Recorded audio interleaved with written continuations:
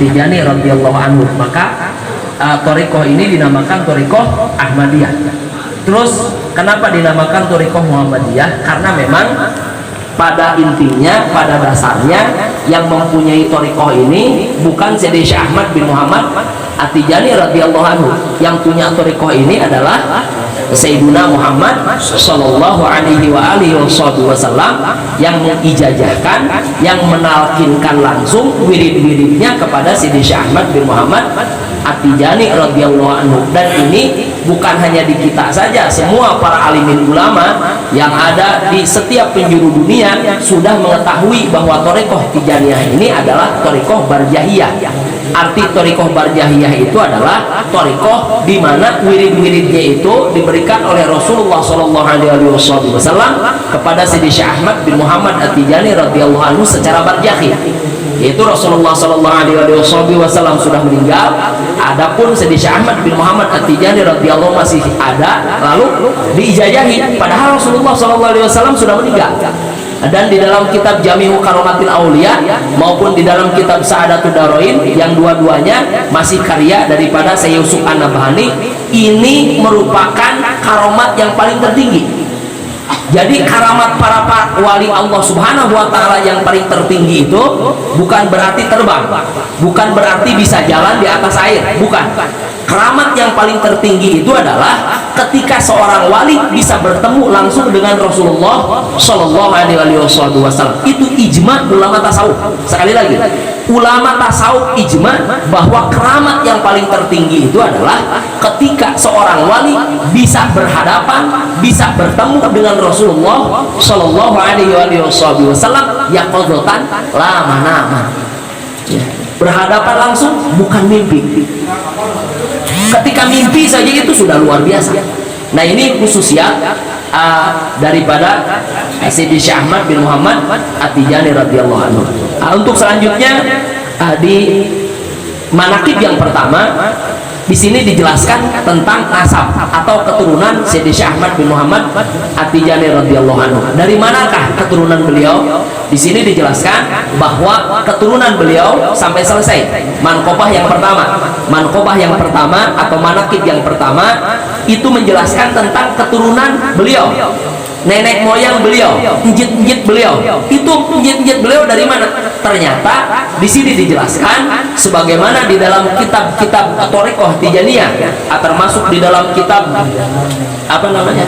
Di dalam kitab Jawahirul Ma'ani dan kitab-kitab yang lain. Setiap thariqah Tijaniyah, setiap kitab-kitab thariqah Tijaniyah, mau yang kecil maupun yang tebal, semuanya sebelum menjelaskan tentang perihal tasawuf thariqah Tijaniyah, sebelum menjelaskan, maka beliau-beliau yang mulia, para masyaikh-masyaikh kita selalu menyebut-nyebut duriyah, selalu menyebut-nyebut njit-njit Sayyidi Syekh Ahmad bin Muhammad At-Tijani radhiyallahu anhu. Sebelum menjelaskan itu pasti guru-guru kita yang mulia mencatat dulu, menulis dulu nasab Sayyidi Syekh Ahmad bin Muhammad At-Tijani radhiyallahu anhu.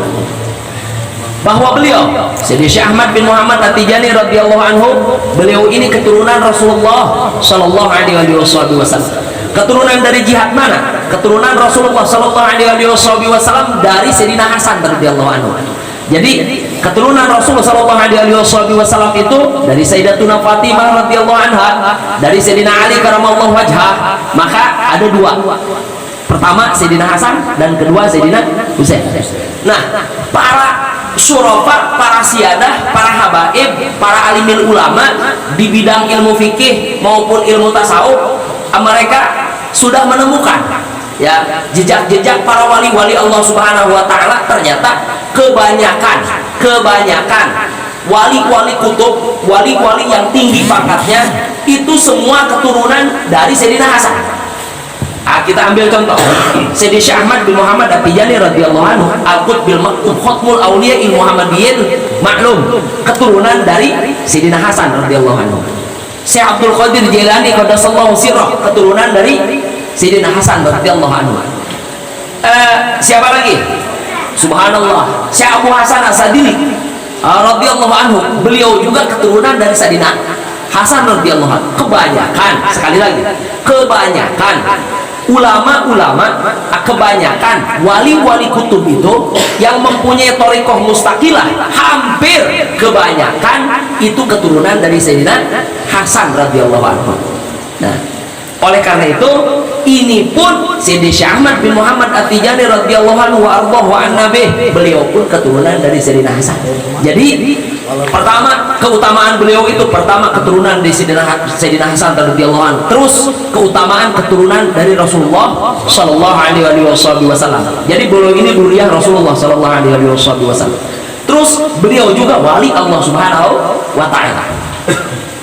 Jadi jangan sekali-kali kita mencaci atau menjelek-jelekan nama thariqah Tijaniyah maupun thariqah-thariqah yang lain. Kenapa? Karena yang punya itu wali. Kita menjelek-jelekan thariqah Qadiriyah tidak boleh. Kita menjelek-jelekan thariqah Sadiliyah tidak boleh. Kita menjelek-jelekan thariqah Ba'alawi tidak boleh. Kita menjelek-jelekan thariqah Tijaniyah tidak boleh. Kenapa? Karena yang punya itu wali-wali Allah Subhanahu, turunan dzurriyyah Rasulullah sallallahu alaihi wasallam. Sebagaimana Rasulullah sallallahu alaihi wasallam menginformasikan, memberi peringatan kepada kita, man ada li waliyan faqad adantuhu lil haram. Barang siapa yang menyakiti waliku, man ada li waliyan faqad adantuhu lil haram, maka kata Allah Subhanahu wa taala, aku nyatakan perang kepadanya. Teu naon-naon lah ari kana thariqah nama asal ulah kana kawalina sarua. Bapak kudu sekolah, nami sekolahna misalkan sekolah SD naon namina? Misalkan bapak nama dari goreng-goreng sekolah SD na digoreng-goreng, sekolah SD nama teu butut teman. Ya pesantren naon eta mah digoreng-goreng. Kira-kira bapak jadi hati mah. Begitupun dina thariqah. Walaupun tidak dijelek-jelekan Syekh Ahmadnya, tapi dijelek-jelekan thariqahnya, tetap Syekh Ahmad radhiyallahu anhu akan merasa sakit hati. Kalau Syekh Ahmad radhiyallahu anhu sakit hati, maka langsung itu sampai Sayyidatuna Fatimah radhiyallahu anhu sakit hatinya, sampai ke Rasulullah sallallahu alaihi wasallam. Begitupun wali-wali yang lain, begitupun habaib-habaib yang lain. Ketika kita menyakiti hati habaib dzurriyyah Rasul sallallahu alaihi wasallam, sakit hatinya itu akan sampai di hati Sayyidatuna Fatimah, akan sampai di hati Sayyidina Ali karramallahu wajhah, akan sampai di hati Rasulullah sallallahu alaihi wasallam. Maka ketika kita menyakiti para syuroba, para siyadah, para habaib, yakin Allah Subhanahu wa taala akan mengajak perang kepada kita. Siapa yang bisa menang perang dengan Allah Subhanahu wa taala? Mudah-mudahan kita dijaga oleh Allah Subhanahu wa taala dari berbagai akhlak-akhlak yang dapat menjadikan kita mendapatkan ghadab dari Allah Subhanahu wa taala. Nauzubillah min dzalik, amin ya Allah ya rabbal alamin. Allahumma syurna fi zumrati abil faidid tijani wa amidana bi madadil awliya il kitman.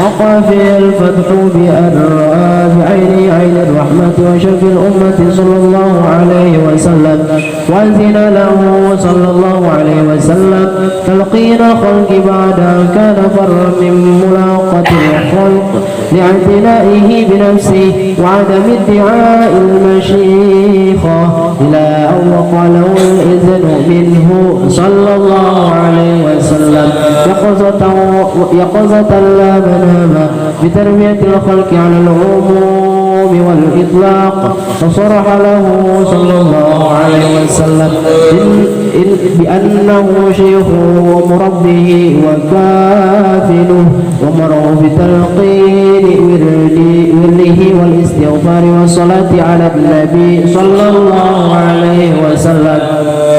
وفي سنة 1200 المتممة 50 سنة من عمره رضي الله عنه تمم له تلقين الورد بالهيللة وأمره بترك جميع ما أخذه من مشايخ الترك والسادة الصوفية، لأنه إذا جاء نهر الله بطل نهر معقيل على التحقيق.